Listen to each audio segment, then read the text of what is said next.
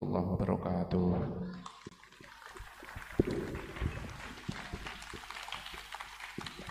Suwun Gus. Matur suwun dumateng Gus Iit. Ini terakhir Gus Bah. Ya Allah. Kalau yang Gus Yasin dari sisi kenegaraan, Gus Iit dari sisi ilmiah, Gus Bah dari sisi humaniora. Dari sisi sentuhan hati manusia sesama manusia, saya yakin sekali orang di atas gunung di Banyurip itu sowan Yai merasa seperti keluarganya Yai. Masih bisa dibuktikan. Dari yang mana lagi ketemu Yai merasa dihormati Yai seperti keluarganya Yai. Sehingga setiap yang datang siapapun ditanya, aku ambek Yai itu koyok keluarga nilasa Indonesia kok ngaku ngono kabeh. Jadi sangat diharapkan sisi humaniora, sentuhan-sentuhan kemanusiaan. Padahal di Banyurip itu tempat minyak ilegal itu, minyak apa ya? Kalau ada Pertamina di sana Pertamini, minyak ilegal itu sowan Yai ya ditemoni Yai ditanya anakmu piro, wedhusmu ono sing mati apa ora, ya seperti itu. Sehingga merasa dihormati, disentuh sisi kemanusiaannya. Sehingga Yai dimanapun orang didatangi Yai itu bahagia. Seperti misalkan saya didatangi Gus Bah, bahagia rasanya. Cuman Gus Bah tidak mungkin ke tempat saya, tidak mungkin kelihatannya.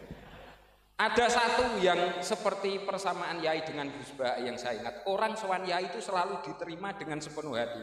Siapapun yang sowan, pintu selalu dibuka.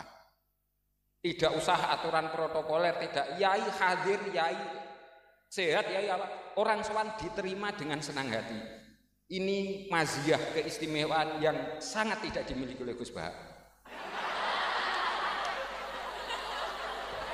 Sepakat ya?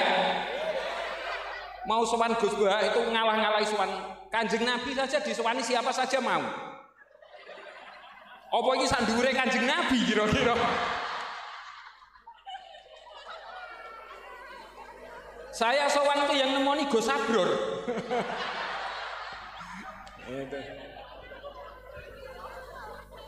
Wah, nanti kalau saya kepanjangan malah saya yang ngomong ini. Tidak pantas saya. Monggo Gus, sisi humaniora Yai, orang selalu mengharapkan kehadiran Yai sebagaimana mengharapkan kehadiran beliau. Kita menghadirkan Yai di hati kita. Kita menghadirkan Gus Bah di HP kita. Itu. Monggo Gus.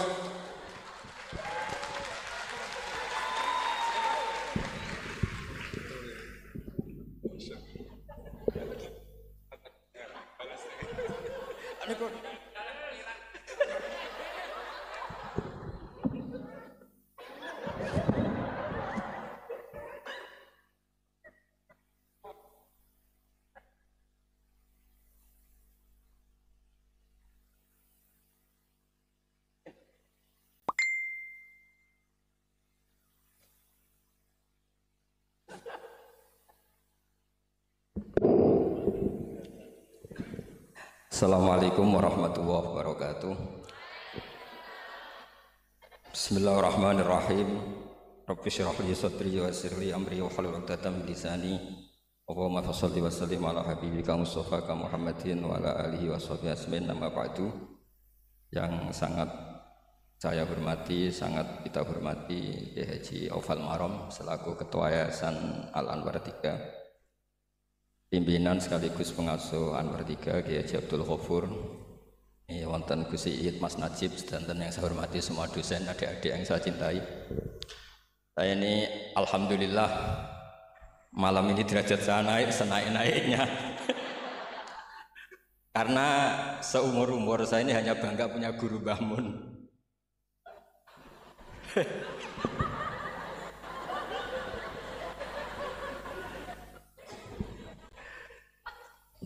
Tapi malam ini punya guru baru.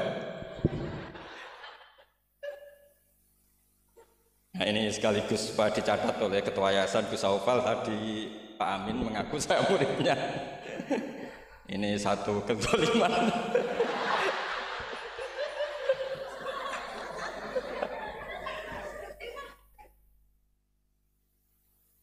Jadi tapi saya senang ya, karena apa ya, ciri jadi wali itu harus mazlum didolimi. Jadi saya pastikan tidak balas lah, karena beliau ngangkat derajat saya. Saya tadi pertama bilang murid saya Gus Bahat itu saya senang sekali, seseneng-senengnya. Karena baru ini malam tersial saya. Saya dulu masih ingat ketika Gus Najih di Mekah terkenal alim alamah karena ngarang kitab. Gus Yofur tahun pertama Mbah Mun muji-muji karena mumtaz di Al-Azhar. Jadi beliau-beliau ini heboh karena karir akademiknya. Kalau Gus Amin karena ngelepas kambing di musola.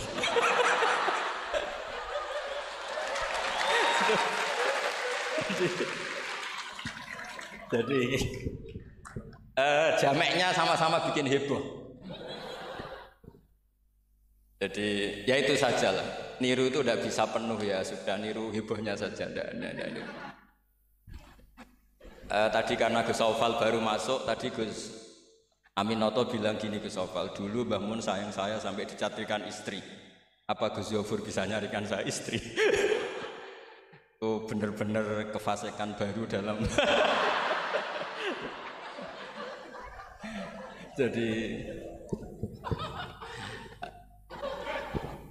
Jadi kita rileks saja karena ini apa ya, guyon itu bagian dari ibadah kelas tinggi. Ya ini betul, saya dulu mengkaji sama Gus Yofur seperti beliau tadi cerita. Di antara kegiatan beliau kalau malam belajar usul fikih, kita belajar bareng-bareng. Di antara pendapat usul fikih yang menyenangkan kita itu adalah mubah itu wajib. Dan itu saya kenang betul. Isma min mubahin ila wa yatahaqqaqu bihi tarku haram. Yatahaqqaqu bisukun tarku qadhi wa bisukut tarku qadam. Itu pasti Pak Amin tidak bisa. Hafal sebanyak ini tidak bisa. Jadi dia itu pelarian karena ngapalkan nggak bisa, ya sudah gojlok saya.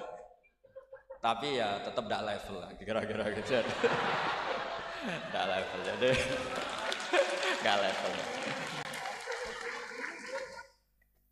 Artinya begini ya, malam ini kita guyon nikmati suasana seperti ini dengan Gus Yofur, dengan Gus Aufal. Malam ini artinya kita ada dugem. Malam ini kita ada zina, ada dugem, tidak melihat hal yang maksiat. Jadi mubah itu tarkul haram. Tarkul haram wajib, meninggalkan haram itu wajib. Berarti fi'lul mubah juga wajib. Tapi mubah loh ya, bukan lepas kambing di musola. Kalau itu tidak wajib ya tidak mubah, haram. Tapi di pondok ada adat, kalau yang melakukan itu Gus itu makfu. Jadi kalau di bab najis ya najis makfu lah, itu kira-kira. Artinya khazanah kita cukup untuk menganalisis itu. Saya memang di antara murid yang sering mengkaji Mbah Mun secara fikih. Saya pernah bilang di rumah dinasnya Gus Yasin, bagaimana beliau tadi menyinggung, ketika Gus Yasin diduetkan dengan Pak Ganjar, ini menjadi fikih abadi bahwa ada fikih besar, yaitu ulama tidak ada tradisi atau tidak boleh ada tradisi berhadapan-hadapan dengan umarok. Kita sama-sama berduet untuk kelangsungan bangsa ini secara damai dan bermartabat. Jadi nggak penting menurut saya Gus Yasin wakil gubernur, apa Gus Yasin ketua DPR dulu, Kak Kamil ketua DPR, Gus Kamil. Yang menjadi penting bagi kita adalah fikih ini akan abadi. Itu juga ketika Gus Yofur sekolah sampai doktor, bahwa ulama sealim Mbah Mun, putra Mbah Zubair tidak anti dunia kampus. Sehingga Gus Yofur sekolah ya sampai doktor. Juga beliau tidak anti khusyuk, tadi kata Gus Iid, khusyuk yang dimaksud Yai bukan terus khusyuk. Karena Yai sering menghentikan manis zada khusyuan zada jalan, terus ada orang kayak Gus Amin, dia enggak khusyuk supaya enggak dikatakan bodoh. Itu memang cara beliau melawan makalah itu. Kalau beliau khusyuk kan nanti zada apa? Jalan, maka pura-pura ada khusyuk, selain itu fakta terus ya sudah jadinya seperti itu. Saya itu sering meneliti fikihnya Mbah Mun, mulai yang tadi. Saya masih ingat ketika Yai mau ketemu Bu Mega, ketika mau haji, Yai tindak Jumat, ketemu Bu Mega itu Sabtu, beliau terbang Ahad. Di antara yang dihentikan ke santri-santri, kira-kira gini maknanya, besok saya ketemu Ibu Mega dan ini bagus supaya Indonesia damai karena ulama dan umaroknya. Ini satu kombinasi antara nasionalis dan religius. Beliau itu paling menghindari kalau Indonesia chaos, kemudian ada dosa yang dulu batu. Kalau chaos itu mungkin potensinya saling bunuh, saling apa. Sehingga ketika melihat Mbah Mun ketemu Mega itu pikiran pertama saya adalah safkut dima, jangan sampai terjadi. Karena biatan pertama Al-Quran adalah wa idza akhadna mitsaqakum la tasfikuna dima'akum. Dan itu beliau melakukan itu dengan cara yang sangat elegan. Ketemu orang yang benar-benar jadi aktor di Indonesia. Siapa yang nggak ngerti Mbah Mun aktor penting dalam perjalanan agama di Indonesia. Mega sebagai simbol nasional. Beliau dengan besar hati ketemu, dan itu kita membaca fikih sebagai bentuk hiknan lidima'il muslimin, upaya supaya Indonesia itu damai baik-baik saja. Saya tentu belajar banyak dari Gus Zofur ketika menafsirkan kenapa Al-Barjanji itu menjadi mujad. Kata Gus Zofur, padahal karangan Al-Barjanji itu tidak besar-besar kayak Zabidi yang ngarang. Karena ketika negara lain bingung, ya, atau beliau bingung menemukan format Islam, masih perang, mencari bentuk ini Sunni atau apa, ribet perang. Indonesia itu terbangan. Betapa indahnya Indonesia, serasa perang, terbangan. Gitu. Ya ini ya gejolak-gejolokan, ya rileks santai. Sampai saya tidak tahu ini kiai dari mana. Makanya ini sekaligus untuk mahasiswa baru, terminan dosen Anda ya mulai yang waras kayak Gus Zofur, sampai yang kewarasannya kita tidak tahu tapi ya waras. Yaitu tadi Gus Zofur menambahkan Aminoto Setio Garwo. Saya tidak tahu itu tambahnya Gus Zofur apa ada di aktenya, nggak tahu saya. Tapi saya kenal Gus Amin itu lama sekali. Jadi saya tidak perlu cerita kalau beliau pernah ngaji saya karena nanti kasihan. Saya tidak perlu cerita itu karena saksinya lebih banyak beliau ngaji saya ketimbang saya ngaji beliau.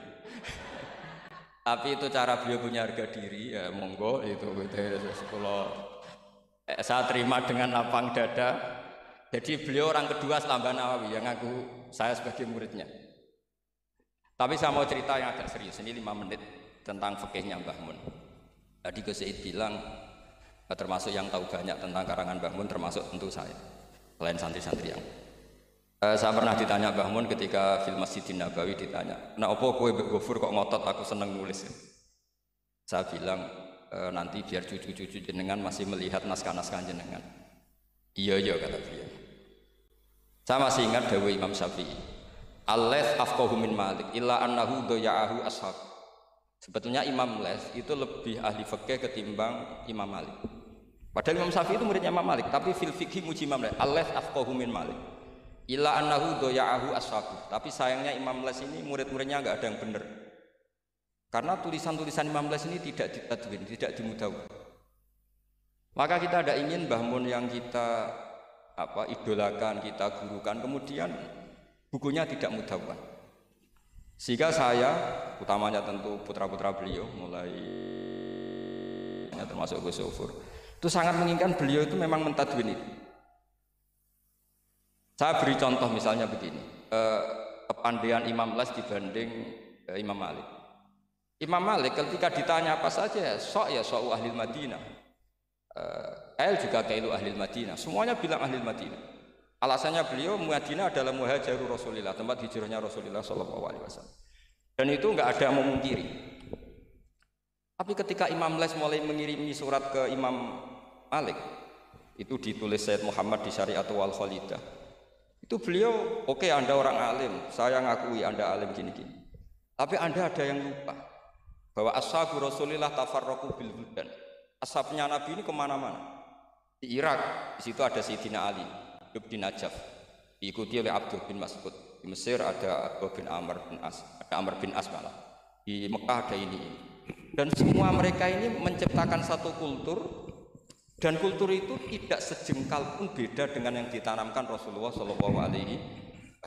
Maka tidak bisa dikatakan kalau kultur itu harus kulturnya orang Madinah.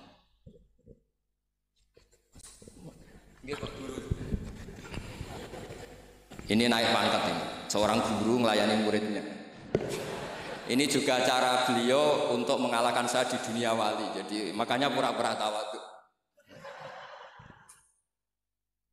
Nah, Al-Laits afqahu min Malik.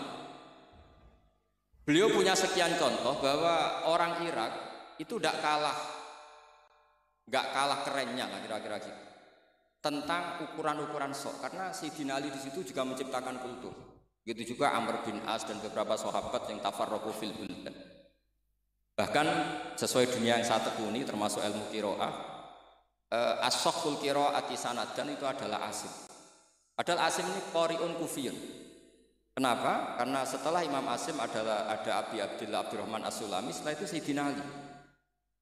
Karena Sayyidina Ali sakanal Irak atau sakanan Najaf kalau istilah modern. Sehingga Imam Syafi'i ngetikan al-laits afqahu min Malik illa annahu daya'ahu ashab. Barokahnya bangun menulis misalnya al-ulama al-mujaddidun yang sering dibaca Gus Sofur, juga saya di beberapa pertemuan alumni. Itu bangun kelihatan sekali dari awal tuh akan bina siapa saja. Beliau cerita misalnya salasun min aslil iman. Beliau di antara hadis yang beliau pilih dari sekian makalah beliau dan itu dijadikan muqaddimah, wal jihad ma'akuli amirin baron kana ufajiran wassalat khalfakuli muslimin ya baron kana ufajiran. Jadi beliau memilih berteman siapa saja, membina siapa saja itu amdan, bukan sahwan. Karena beliau adalah periwayat dan penulis hadis, tentu ya diriwayatkan Nabi Dawud, memang ditulis di situ. Sudahlah kita ikut berjuang ma'akuli amir. Jihad itu di konteks Indonesia tentu mempertahankan supaya sholat ini sesuatu yang indah. Kita tahu yang bikin masjid di mana-mana itu departemen keuangan bikin masjid, kepolisian bikin masjid, kabupaten bikin masjid, gubernuran bikin masjid. Itu kalau nunggu bisaronya Pak Amin dari Sekda itu nggak jadi masjid, yakin. Untuk rokoknya saja mungkin pas-pasan. Tapi barokahnya kita berjuang ma'akuli amir. Para umarok dibina, beberapa kiai mulai zaman Mbah Hasyim sampai belum Mbah Hasyim ya bina Pak Karno. Sampai era Mbah Mun, akhir-akhir Pak Harto juga beliau pernah ditimbali di istana, sampai Pak SBY, sampai Pak Jokowi. Sehingga aura keislaman itu ada di mana-mana. Departemen berkebutuhan ngaji. Bahkan Gus Sofur pernah cerita, saya pernah beliau diundang di kantor pusat PDI untuk ngaji. Gak kebayang. Pertama Gus Yassin daftar di KPU yang ditanyakan Bang, gue tenang, mau ngimami sholat sampai Pak Ganjar. Nggih, Mbah Mun seneng sekali. Jangan kira senengnya Mbah Mun karena jabatan, seneng dia.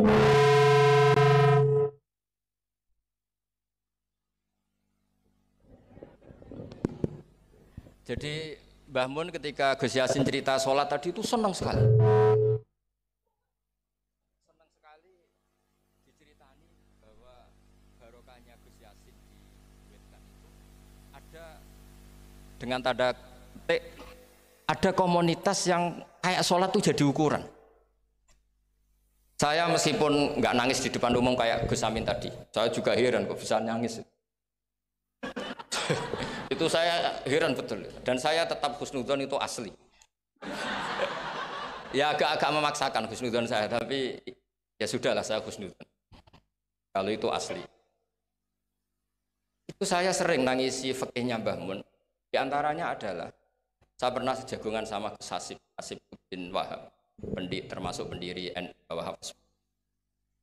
Saya cerita prestasi Mbah Hasyim, Gus Mbah Wahab, Bisri Sansuri, juga beberapa kiai Ahmad Siddiq, Wali Maksum, sampai cerita Mbah bahwa para kiai ini berhasil menciptakan satu entitas agama menjadi tolok ukur. Jadi barokahnya mereka berjuang secara tadrijan, secara gradualisme, secara proses. Sekarang itu calon bupati kok tidak sholat, itu tidak keren dan tidak dipilih. Gubernur kok terkenal nggak sholat itu pasti nggak dipilih. Artinya kiai ini berhasil, bahkan nilai-nilai politik pun harus bersama nilai-nilai apa? Agama. Pejabat kok ketahuan selingkuh itu habis. Artinya nilai-nilai yang menurut agama mungkar, satu hal yang buruk, itu juga buruk di perspektif politik Indonesia. Jadi kayak, dan itu tanpa bikin negara ini terus kayak jadi negara Islam. Kurang apanya coba istihad guru-guru kita yang luar biasa. Saya pikir sampai di sini aja, nanti moderator biar balas saya supaya saya lebih madlum lagi. Semakin madlum semakin derajat saya akan naik. Dan monggo Gus Amin kalau mau memadlumi saya persilahkan, karena saya ini kan sudah terlalu kuat lah, kayaknya agak ngefek. Tapi monggo lah, kalau artinya ini sekali-kali saya ngomong serius. Jadi dulu nyuwun sewu, kita pengajian saja harus lapor, harus izin, bahkan ada istilah SIM, surat izin apa mubalek ya dulu. Namanya juga SIM. Ini abahnya Pak Rafiq itu ya temannya bapak saya. Masuk teman bodoh nih. Ini masyhur ini. Ibunya Pak Rafiq ini nggak pernah masak enak, kecuali ada tamu. Akhirnya kerjasama sama bapak sama Mbah Mun kalau Jumat pagi disuruh ke situ. Terus Mbah Musa ini abahnya ini, Bu, engkau apa ono Kiai Nur Salim ono Mbah Mun masak iyo, terus masak enak, terus bapaknya ikut makan enak itu. jadi Kiai dulu itu seni sampai kepen mangan enak itu harus bodoni istri. Dan itu semoga bodoni yang wajib. Karena apa ya? Seneng itu wajib akhirnya. Makanya saya dengan Pak Rafiq ini ya mulai dulu ya kayak saudara karena dulu Mbah Mun, Bapak, Mbah Musa itu ya teman termasuk kalau harus bodoni istri ya bodoni. Akhirnya ya tiap Jumat itu main ke situ. Karena itu dengan cara itu makanya enak. Kalau enggak ya tempe terus gitu. Nah itu bisa ditiru. Bisa ditiru. Jadi ya bagus lah itu kalau itu. Solutif itu kata ke situ. Ya monggo niki moderator malih Gus Amin. Assalamualaikum warahmatullahi wabarakatuh.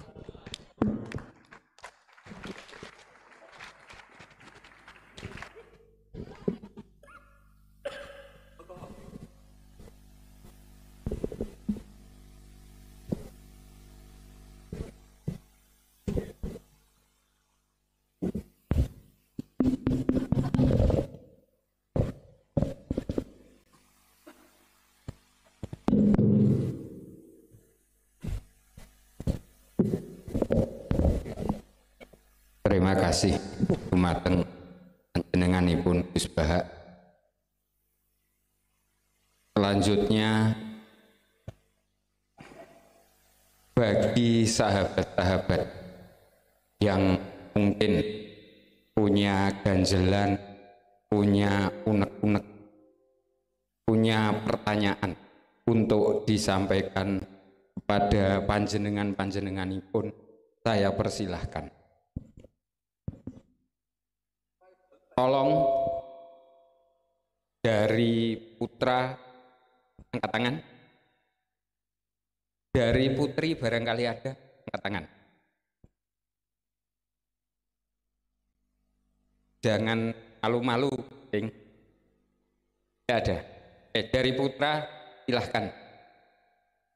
Maju, sebut nama dan pertanyaannya dihadiahkan kepada siapa.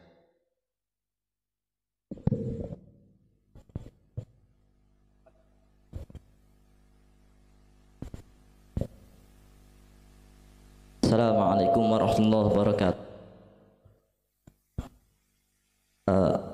Yang terhormat guru-guru kami, Dr. Kiai Haji Abdul Ghafur Maun beserta para